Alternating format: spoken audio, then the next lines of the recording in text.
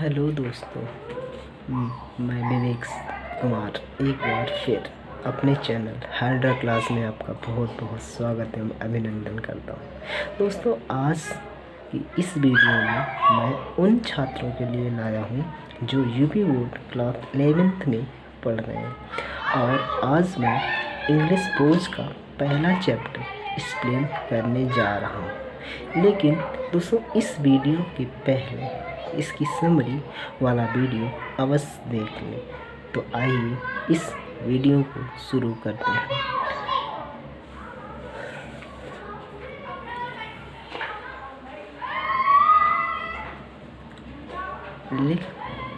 कहता है, one day while at work in the coal mine, I happened to overhear two miners talking about a great school for colored people somewhere in Virginia. एक दिन उसने सुना, while at work, जब वो कार्य पर था यानी कार्य कर रहा था, कहाँ पर? इन कोल माइन में, कोयले की खान में। I happened to overhear, मैंने सुना, दो मजदूरों को talking about a great school, एक बहुत ही महान स्कूल के बारे में, जो कि निग्रो लोगों के लिए बहुत ही अच्छा विद्यालय था इन वर्जीनिया में। दोस्तों, वर्जीनिया जो था ये पूर्वी अमेरिकी राज्यों में एक राज्य था। फिर आगे देखा, कहता है, this was the first time that I had ever heard anything about my kinds of school और college that was more pretentious than the little coloured school in our town. मैंने ऐसे पहली बार सुना था जो ऐसे विद्यालय के बारे में जो कि उस समय के हमारे शहर के या अथवा हमारे टाउन के कलर्ड लोगों के स्कूलों से अच्छा, प्रिटेंटियस का मतलब शानदार, अच्छा होता था। As they went on describing the school, जैसा कि वे उस विद्यालय के बारे में डिस्क्राइब कर ही रहे थे, यानी बातें कर ही रहे थे, वर्णन कर ही रहे थे। इट सीम्ड, मुझे लगा, टू मी दैट कि it must be the greatest place on the अर्थ, कि मुझे लगा कि यह दुनिया पर सबसे, पृथ्वी पर सबसे अच्छा स्थान होगा।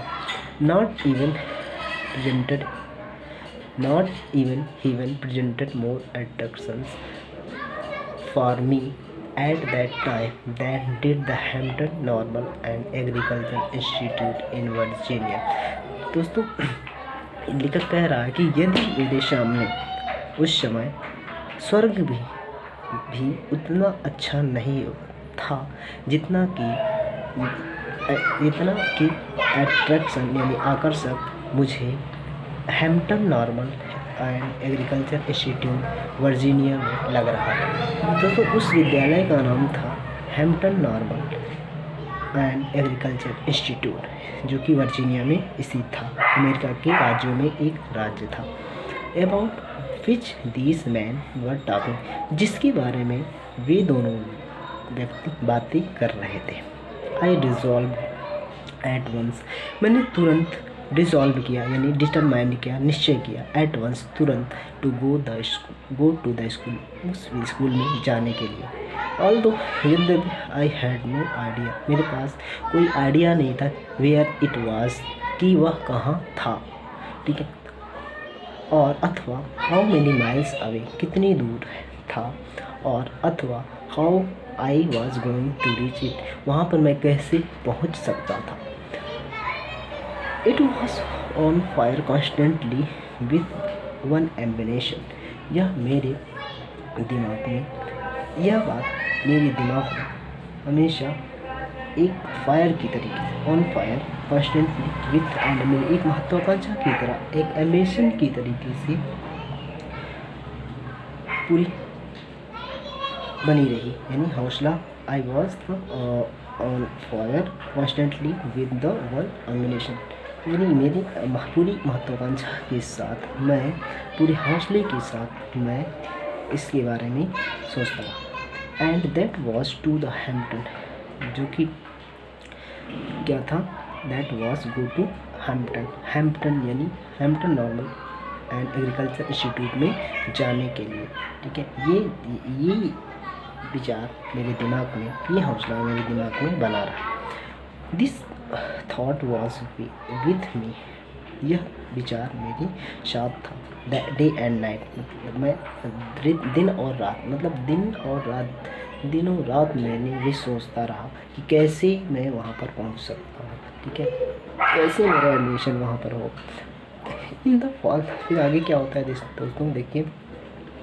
इन द फॉल ऑफ 1872, यह 1872 का पतझड़ का समय था। I determined to make an effort to go get there, जब मैंने निश्चय किया तो वहाँ पर जाने का। My mother make an effort यानी प्रयास किया या जाने का मन बनाया तभी। My mother was troubled with great fear that it was starting out of the wild gooses, मेरी माँ बस बहुत परेशान थी कि मैं एक इससे निरर्थक प्रयास करने जा रहा हूँ। मैं जो प्रयास करने जा रहा हूँ, जो मैं इस यात्रा स्टार्ट करने जा रहा हूँ, ये बिल्कुल वाइल्ड गोस्टेस का मतलब निरर्थक प्रयास होता है। मेरी माँ इसको सोचकर बहुत ही सहमी हुई थी, डरी हुई थी। एट एनी रेट, किसी तरीके से। I got only half consent, उसने मुझे कंसिडेंट स्वीकृत, उन्होंने मुझे आधे मन से, हाफ हार्टेड यानी आधे मन से स्वीकृति दी।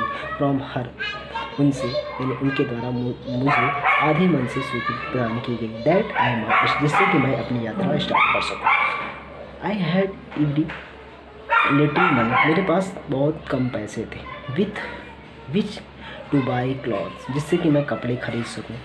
एंड पे द माई ट्रेवलिंग एक्सपेंस, और मैं इस यात्रा का खर्च दे सकूँ। My brother John helped me and that he could, but of course that he was not a great deal. मेरे भाई जॉन ने मेरी मदद की, किंतु ऑफ कोर्स वास्तव में वह इतना ग्रेट डील नहीं था, मतलब उतना पर्याप्त नहीं था जितना कि मुझे चाहिए होता था। क्योंकि उन्होंने मेरी मदद की, पैसे दिए, लेकिन उतना पर्याप्त नहीं था जिससे कि मेरा पूरा रास्ते का खर्च हो सके और मेरे कपड़े आ सकें। तो इसलिए वो मेरे लिए काफ़ी इनफ नहीं था। एक ग्रेट डील का मतलब अपर्याप्त मात्रा होती। फाइनली अंत में ग्रेट डे का वह महान दिन आया and I started for Hampton, मैंने अपनी यात्रा हैम्पटन के लिए स्टार्ट। हैम्पटन एक प्लेस है अमेरिका का, तो वहाँ जहाँ पर वो कॉलेज था, तो वहाँ के लिए मैंने अपनी यात्रा शुरू किया। I had only a little chief stature that contain a few articles of clothing I could get, मेरे पास एक छोटा सा सस्ता स्टेचल था। स्टेचल का मतलब जो कंधे पर लटकाने वाला एक पिट्ठू बैग होता है, उसको बोलते हैं स्टेचल। तो जिसमें कुछ आर्टिकल थे और मेरे कपड़े थे, और जिसको मैंने उसमें रख सका। My mother and at the time was rather weak and broken in heart, मेरी माँ उस समय at time was rather weak, बहुत ही कमज़ोर और हेल्थ उसका ब्रोकन हो गया था, यानी वो उस समय उसको बीमार थी। ठीक है, weak and broken in health, यानी वो बीमार थी। आई हार्डली एक्सपेक्टेड, मैंने बहुत ही उसी कठिनाई से एक्सपेक्टेड उम्मीद किया कि टू सी हर अगेन, मैं उसे दोबारा मिल पाऊँ या उसे दोबारा देख पाऊँ। एंड दस, और इस प्रकार our parting was all more sad, जिससे कि यह मेरी यह विदाई, पार्टिंग ऑफ मीन विदाई होगी, मेरी यह विदाई बहुत ही दुखी पूर्वक थी। सी हाउएवर, उसने फिर भी उसने she was very brave through it all, उसने बहुत ही बहादुरी दिखाई इन सब के बीच, मतलब मेरी यात्रा के समय उन्होंने बहुत ही बहादुरी से मुझे विदा किया। ठीक है, The distance from the Malden to Hampton is about 500 miles. यात्रा डिस्टेंस यानी दूरी फ्रॉम द मालडेन टू हैम्पटन, मालडेन से हैम्पटन की जो दूरी थी वो लगभग 500 माइल थी। My walking beginning riding by walking beginning riding both in wagons and in cars, मैंने यात्रा पैदल चलकर बिगिनिंग राइडिंग घुड़सवारी करके अथवा दोनों इन वैगन एंड कार्स, वैगन से अथवा कार से, वैगन एक घोड़ा गाड़ी होती है ठीक है जिसको हम तांगा बोलते हैं, अथवा कार में यात्रा किसी तरह इन सम वे किसी तरीके से। After a number of days कई दिनों के बाद I reach the city of Richmond, मैं रिचमंड शहर पहुंचा जो Virginia about 82 miles from the Hampton, जहां से वर्जीनिया लगभग 82 किलोमीटर 82 यानी 82 माइल्स दूर था हैम्पटन से। तो मैं वहाँ पर पहुँचा ठीक है रिचमंड वर्जीनिया। फिर उसके बाद व्हेन आई रीच्ड देयर, जब मैं वहाँ पहुँचा टायर्ड हंग्री एंड डर्टी, मैं बहुत थका हुआ था, भूखा भी था और मेरे कपड़े भी गंदे हो गए थे। It was late at night, रात का काफ़ी समय हो गया था।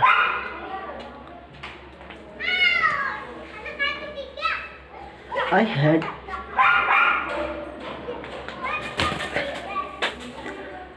had never been in large city, मैंने इतना बड़ा शहर कभी नहीं देखा था। And this rather added my misery, और यह मुझे और अधिक misery बना दिया था, यानी कष्टदायी बना दिया था। मतलब उसको देख करके जब मैं वहाँ पहुँचा तो बहुत ही थक गया था। इसलिए व्हेन आई रीच रिचमंड, और जब मैं रिचमंड पहुंचा, it was completely out of money, मेरा पूरा मनी भी खर्च हो गया था। I had not a single acquaintance, मेरे पास एक भी एक्विटेंस नहीं था। एक्विटेंस यानी मित्र जिसको बोलते हैं फ्रेंड। इन द प्लेस, उस जगह, उस स्थान, उस अननोन जगह पर मेरा कोई एक मित्र भी नहीं था। And being unused city way, unused मतलब जो कभी हमने यूज ना किया हो, कभी वहाँ पर गए ना हो, उस शहर के रास्तों में। I did not know where I go, मुझे नहीं पता कि मैं कहाँ था ठीक है। I asked at several places, मैंने बहुत सारी जगहों पर पूछा फॉर द लॉगिंग के लिए, यानी किराए की मकान के लिए, रहने के लिए, ठहरने के लिए।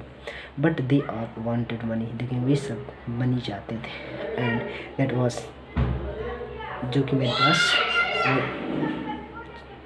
That was I did not have, what I did not, जो कि मेरे पास नहीं था। वो सब मैंने कई जगह पता किया लॉगिंग के लिए कि ठहरने के लिए, लेकिन वो सभी क्या चाहते थे, मनी चाहते थे। And that was I did not have, जो कि मेरे पास बिल्कुल एक भी पैसे नहीं थे। नोइंग नथिंग एल्स, फिर क्या हुआ, नोइंग नथिंग एल्स, ये बहुत ही अच्छा सेंटेंस है।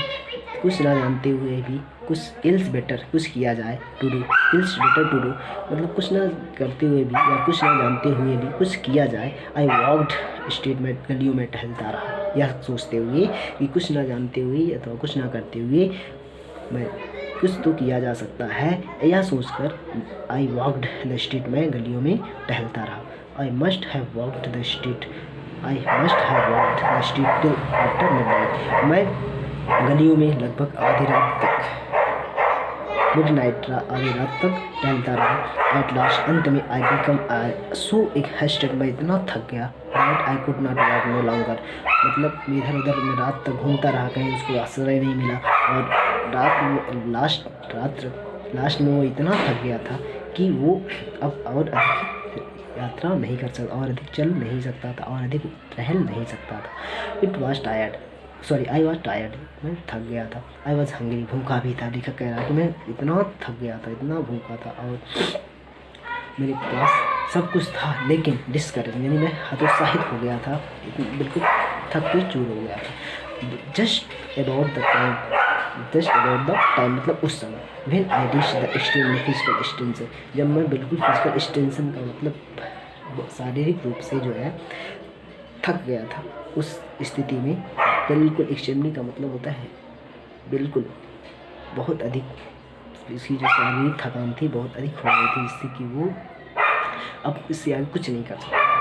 I make upon a portion of a streets where a broad sidewalk was considerably elevated।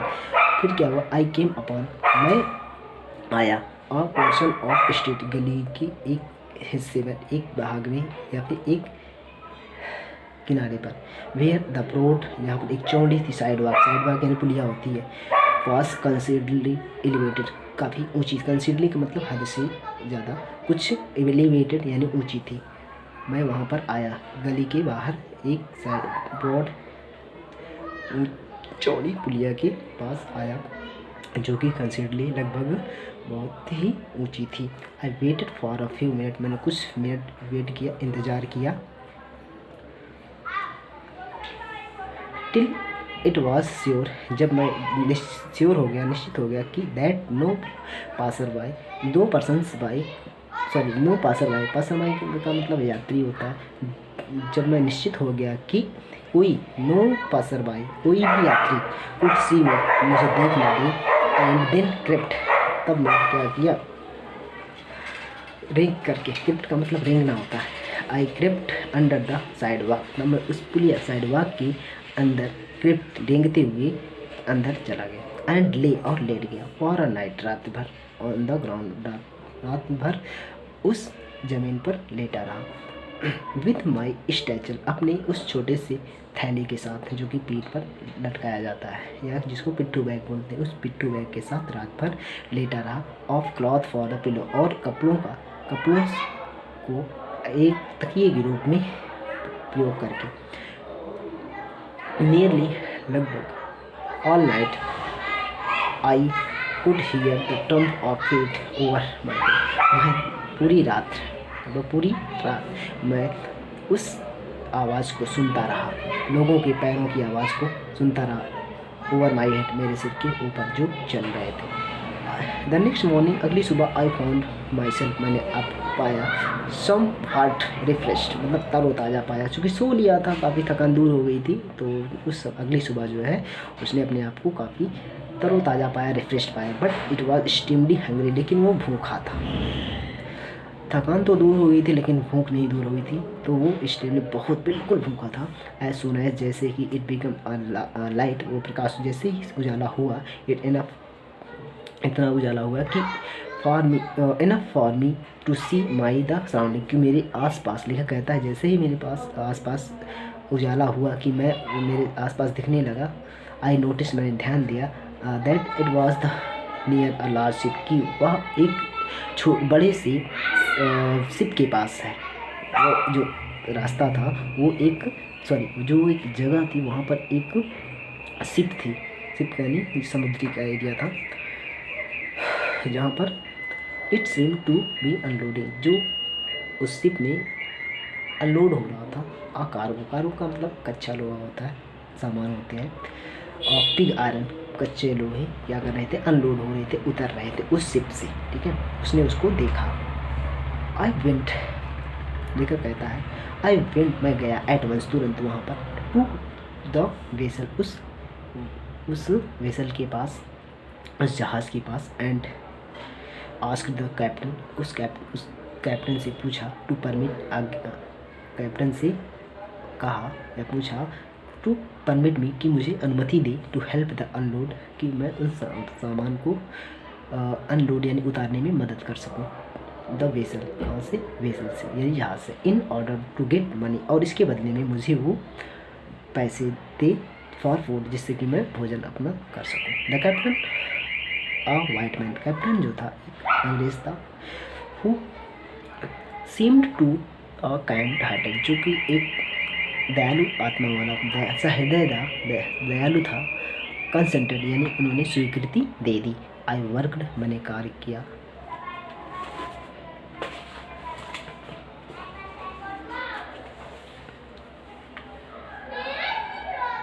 Long enough, I work long long enough to earn money. मैंने काफ़ी लंबे समय तक काम किया फॉर माई ब्रेकफास्ट, जिससे कि मैं अपना नाश्ता कर सका।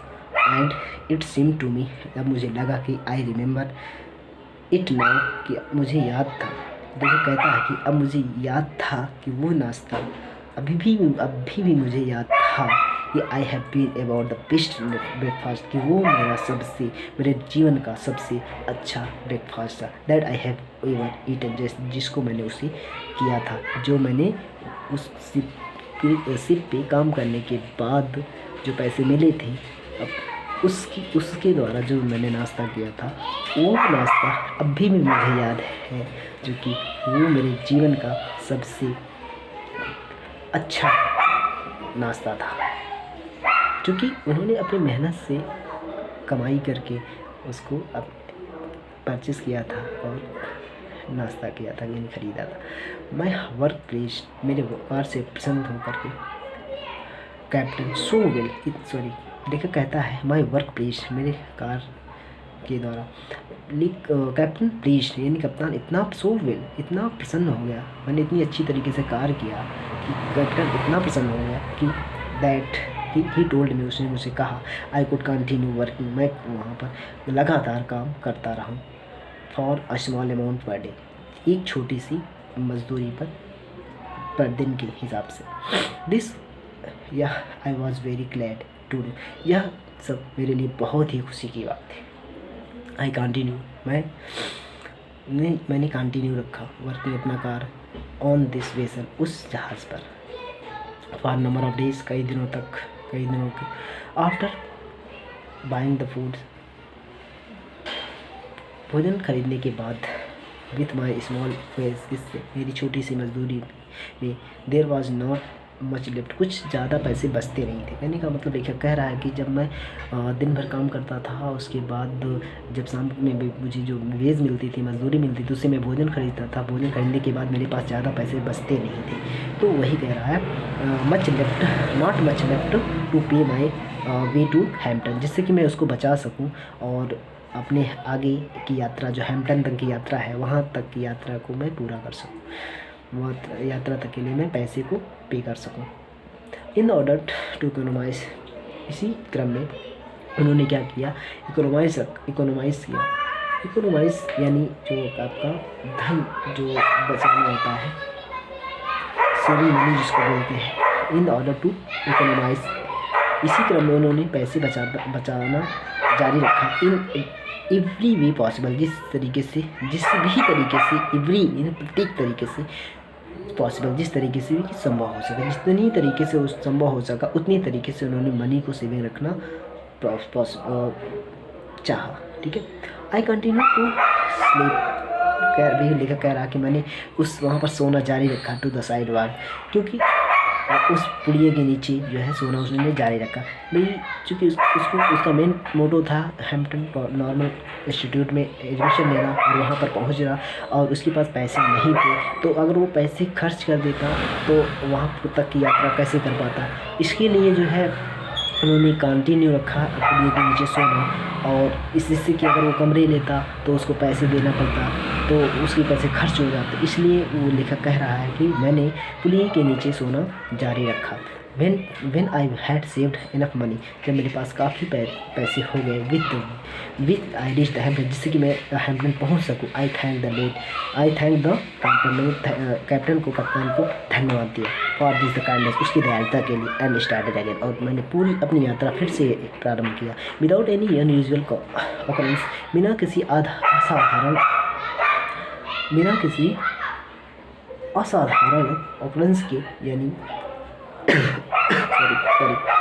अस्वीकृति के, असाधारण ऑकरेंस की, आई रीच्ड ऑकरेंस यानी घटना के, आई रीच द हैम्पटन, मैं हैम्पटन पहुंच गया। हैम्पटन यानी वो प्लेस, यहाँ पर कॉलेज था, where the circles of the exactly 50 cent with to begin my education, जब मेरे पास एग्जैक्टली 50 पैसे बचे थे। सर्कल्स यानी क्या होता है, आवश्यकता से अधिक यानी नेसेसरी आवश्यकता से अधिक जो जब मैं पहुंचा वहाँ पर तो मेरे पास केवल 50 पैसे क्या थे आवश्यकता से अधिक, जिससे कि मैं वहाँ की पढ़ाई शुरू कर सकूँ, एजुकेशन शुरू कर सकूँ। The first sight of the large 3-story bricks school building seemed to have rewarded me। पहला दृश्य ऑफ द लॉज, उस बड़ी 3-story bricks 3 मंजिला ईंटों से बनी बिल्डिंग स्कूल बिल्डिंग को देख करके टू हैव रिवार्डेड मी, जैसे कि वो मुझे रिवार्ड कर रहा हो यानी पुरस्कृत कर रहा हो, मुझे ऐसा लगा। फॉर ऑल दैट, जो कि किसके लिए, जो for all that I had undergone जो मैं अंडरगॉन का मतलब सहना होता है। लेखक कहने का तात्पर्य ये है कि लेखक ये कहना चाह रहा है कि वो पहला दृश्य स्कूल का first sight of the large 3-story bricks school building seemed दिख रही थी या फिर लग रही थी मुझे कि टू हैव रिवार्डेड, कि मुझे वो रिवॉर्ड कर रही हो यानी मुझे पुरस्कार कर रही हो। किसके लिए? फॉर ऑल दैट, उन सब कार्यों के लिए, दैट आई है अंडरगॉन, जो कि मैंने सहा है, in order to reach the place, जो कि मैंने उस प्लेस पर पहुंचने के लिए जितना जो कुछ मैंने सहा उन सब के लिए वो वहाँ का जो फर्स्ट दृश्य था मुझे क्या कर रहा है, मुझे पुरस्कृत कर रहा है। ठीक है। The sight of the seem to give me new life, the sight of it seemed to give me life, वह दृश्य मुझे लगा। The sight of it seemed, वह दृश्य of it I seemed to give me new life, मुझे ऐसा लगा कि मुझे वो न्यू जीवन प्रदान कर रहा है। एज सुन एज जैसे ही पॉसिबल हो सका after reaching the ground of the Hampton institute, Hampton institute के ग्राउंड में पहुंचने के बाद जितना जल्दी हो सका मैंने अपने आप को, लेखक कह रहा मैंने जितना जल्दी संभव हो सका मैं हैम्पटन इंस्टीट्यूट के ग्राउंड में पहुंचने के बाद मैंने अपने आप को हेडमास्टर के सामने असेसमेंट करने के लिए उपस्थित किया।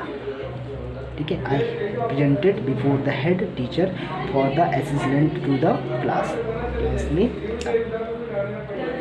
असेसमेंट करने के लिए यानी दाखिला देने के लिए मैंने अपने आप को प्रेजेंट किया हेड मास्टर के सामने यानी अध्यापिका के सामने जो वहाँ के प्रधानाचार्य थे।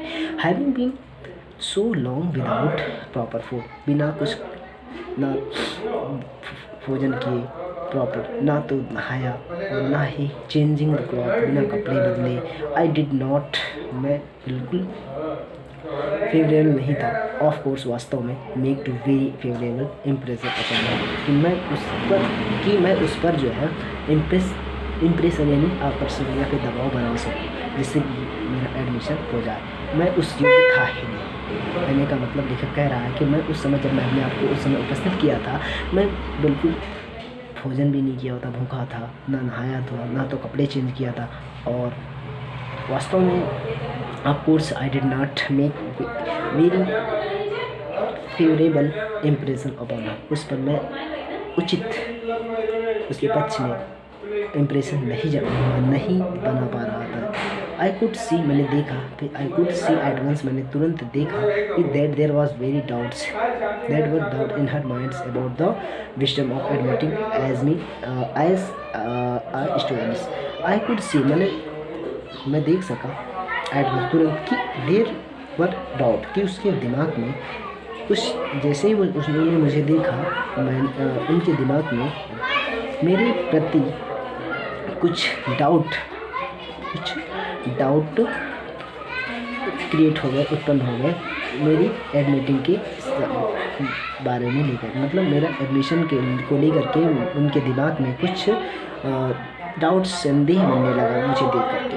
अध्यापिका के फॉर सम टाइम, कुछ समय बाद, सी डिड नॉट रिफ्यूज, ना तो उसने मुझे मना किया टू एडमिट मी कि मैं तुम्हारा एडमिशन नहीं करूँगी, तुम जा सकते हो, and neither did he decide to my favour, और ना ही मेरे फेवर में कुछ उन्होंने डिसीजन दिया, निर्णय दिया। I continue to linger about, मैं कंटिन्यू रहा, ठीक है, मैं कंटिन्यू रहा, खड़े रहा, ठहरा रहा। आई कंटिन्यू टू लिंगर, मैं लगातार खड़ा रहा, ठहरा रहा, अबाउट हर, उसके सामने, एंड टू इम्प्रेस हर, और उसको इम्प्रेस करता रहा, एट ऑल वेज, जितना कि हर तरीके से, जितना कि संभव हो सका। I could with my worthless, जितना कि मेरी योग्यता थी। I could with my worthless, जितना कि मेरी योग्यता थी। इन द मीन वाइल, इसी बीच, I saw her admitting other students, in meanwhile, इसी समय ऐसा मैंने देखा कि हर एडमिटिंग अदर स्टूडेंट, वो जो है अदर स्टूडेंट का एडमिशन कर रही थी। And that added greatly to my discomfort, जिससे कि मुझे और निराशा हो रही थी, डिस्कम्फर्ट, जिससे कि मुझे और बेचैनी हो रही थी, जो कि मुझे और अधिक बेचैनी में जोड़ रहा था। मतलब कहने का तात्पर्य यह है कि मुझे वो सबको देख करके मेरा नहीं हो रहा है, ना तो मुझे मैम कुछ कह ही रही है या आपका एडमिशन नहीं होगा, आप चले जाइए, और ना ही ये कह रहे हैं कि मैं आपका एडमिशन करूँगी। तो ये सबको देख करके मुझे और हर्ट हो रहा था, मैं और मतलब बेचैन हो रहा था और अनकम्फर्टेबल फील कर रहा था। इन फील ये हो गया। I felt deep down my heart, मैंने महसूस किया डीप डाउन माई हार्ट, मुझे और बहुत ही कष्ट हो रहा था। That I could not do as well as they, if could only get a chance to show that I was in me. अब वो उसको और बेचैन, उसको और कष्ट हो रहा है, और डीप डाउन मतलब वो और नर्वस हो रहा है। डीप डाउन का मतलब नर्वस, घबरा रहा है, महसूस कर रहा है कि आई कुड डू, मैं कर सकता हूँ, एज वेल एज दे, जैसे कि वे जितना कि वो ही कर सकते हैं उतना भी मैं भी कर सकता हूँ। लेखक अपने मन में सोच रहा है कि जितना कि दूसरे बच्चे कर सकते हैं उतना भी मैं भी कर सकता हूँ, यदि I could only get a chance, यदि मुझे केवल एक मौका मिल जाए टू शो, मुझे दिखाने का, व्हाट वाज इन मी, कि मेरे अंदर क्या है, मुझे एक प्लेटफॉर्म मिल जाए, मुझे मौका मिल जाए दिखाने का, मैं दूसरे बच्चों के तरीके से मैं भी कर सकता हूँ, ठीक है। आफ्टर सम आवर्स, कुछ घंटों बाद, हेड पास मतलब कुछ घंटे बीत गए, the head teacher said to me, तब हेड टीचर ने, अध्यापिका ने मुझसे कहा, adjoining recitation room needs sweeping, बगल की संगीत कक्ष का कमरे में स्वीपिंग की ज़रूरत है, मतलब झाड़ू लगाने की आवश्यकता है। Take a broom and sweep it, एक झाड़ू लो और इसको साफ करो। इट ऑकर्ड टू मी, मुझे लगा एट वंस कि दैट वाज माई चांस, यह मेरा मौका है, यह मेरा अच्छा चांस है। Never did I receive an old order with more delighting, कभी भी मैंने नेवर डिड आई रिसीव, मैंने कभी भी ऐसा आदेश इतनी खुशी से पालन नहीं किया। मैंने इतनी खुशी के साथ किसी भी अपने जीवन में किसी के भी आदेश को इतनी खुशी से पालन नहीं किया। आई स्विप्ट, मैंने झाड़ू किया। द रिसेप्शन रूम, उस कविता कक्ष को या तो संगीत कक्ष को 3 टाइम्स, 3 बार। लेखक कह रहा है कि मैंने उस कविता कक्ष को या रूम को, मैंने संगीत कक्ष को 3 बार साफ किया। देन तब I got a dusting cloth, मैंने एक पोछा लिया, झाड़ा जिसको बोलते हैं पोछा, and I dusted it 4 time, 4 बार इसको डस्ट किया, मतलब झाड़ा। एट द वुड फ्रेम, मैंने लकड़ी के जो सामान थे, अराउंड द वॉल, दीवार के चारों तरफ। एवरी बेंच, प्रत्येक बेंच को, प्रत्येक टेबल को और प्रत्येक टिप्स को साफ किया।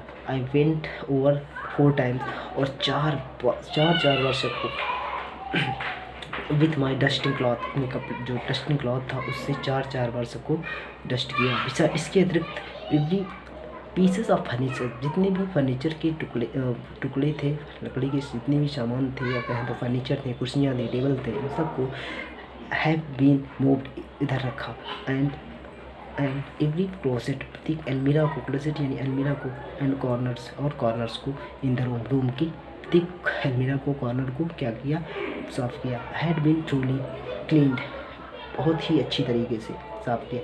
I had been feeling that in the large measure that in my future depended upon the impression. I had feeling, मुझे महसूस हो रहा था, या फिर मुझे अनुभव हो रहा था कि इन द लार्ज मेजर, इतनी बड़ी मात्रा में, माई फ्यूचर मतलब मेरा भविष्य डिपेंडेड है इसी इम्प्रेशन पर मेरा भविष्य निर्भर है। I made upon a teacher, मैंने in cleaning of the room, I made upon teacher, मैं बना सका, upon the teacher the cleaning of the room, ठीक है। I made upon the teacher in the cleaning of that room, मैं उसको उस तरीके, इतना अच्छी तरीके से साफ किया जिससे कि मैं टीचर के ऊपर इम्प्रेस बना सकूं, कहने का तात्पर्य है। व्हेन आई वॉज थ्रू, जब मैं कर लिया अच्छी तरीके से, आई रिपोर्टेड, मैंने सूचित किया द हेड टीचर, मैंने अध्यापिका, हेड मास्टर को या प्रिंसिपल, प्रधानाचार्य को मैंने सूचित किया। सी वॉज यानी कि वह एक यानी कि वुमेन थी, वो जानती थी, हु न्यू, जो जानती थी, जस्ट कि where to look for dust कहाँ हो सकती है।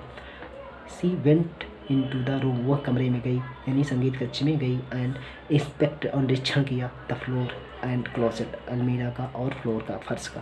देन सी टू, तब उसने लिया हर हैंडकरचीफ, अपनी हैंकी यानी छोटी रुमाल जो लिए रहती है मैम लोग या सर लोग, तो अपनी हैंकी को निकाला एंड रब्ड, उसको रगड़ा, इट ऑन द, कहाँ पर रगड़ा, वुड फ्रेम यानी लकड़ी के सामान पर, दीवारों पर और टेबल पर और बेंचेस पर, हर एक जगह पर उन्होंने अपनी हैंकी को रगड़ा। When she was unable to find, जब वो असमर्थ हो गई, to find the a bit of dust, एक भी कण, धूल के एक भी कण पाने में असमर्थ हो गई, कहाँ पर, फ्लोर पर अथवा फर्नीचर पर। देन सी फ्रिक्वेंटली मार्क, तो उन्हें तुरंत टिप्पणी किया, तुरंत उन्होंने कहा, आई गेस, मैं गेस कर सकती हूँ, या फिर मैं अनुमान लगा सकती हूँ, ठीक है, कि यू विल डू, तुम कर सकते हो, टू एंटर दिस इंस्टीट्यूट, मतलब मैं समझ सकती हूँ या मैं गेस कर सकती हूँ कि तुम इस इंस्टीट्यूट में क्या कर सकते हो, to enter the admission, institution मतलब इस इंस्टीट्यूशन में या फिर इस संस्था में प्रवेश लेने के लिए तुम कुछ भी कर सकते हो।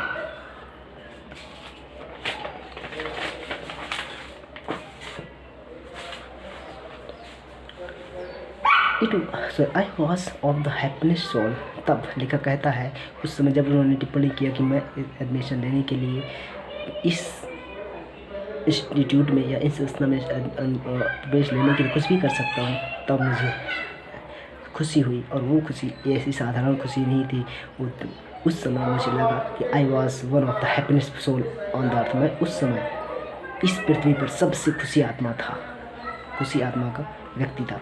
The sweeping of the room, मतलब झाड़ू, रूम की सफाई, was my college examination, room की सफाई ही मेरा कॉलेज एग्जामिनेशन था, कॉलेज की परीक्षा थी। आई हैड पास, मैंने तब से मैंने, I had pass several examination since then, तब से मैंने बहुत सारे एग्जामिनेशन पास किया, बट लेकिन आई हैड ऑलवेज फेल्ट, मैंने जो हमेशा यही महसूस किया that this was the best one of the year pass, कि ये एग्ज़ाम उन सब एग्ज़ामों में से, उन सब परीक्षाओं में से सबसे बेस्ट रही थी मेरी, जिससे कि मुझे बहुत ही खुशी मिली। और मेरा अंत में लेखक कहता है कि मेरा अंत में